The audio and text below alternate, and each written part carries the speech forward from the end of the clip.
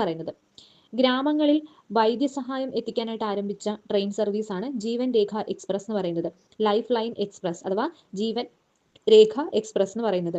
ഇനി ജവഹർലാൽ നെഹ്റുവിന്റെ 100ാം ജന്മവാർഷികത്തോടനുബന്ധിച്ച് വന്ന എക്സ്പ്രസ് ആണ് ശതാബ്ദി എക്സ്പ്രസ് എന്ന് പറയുന്നത്.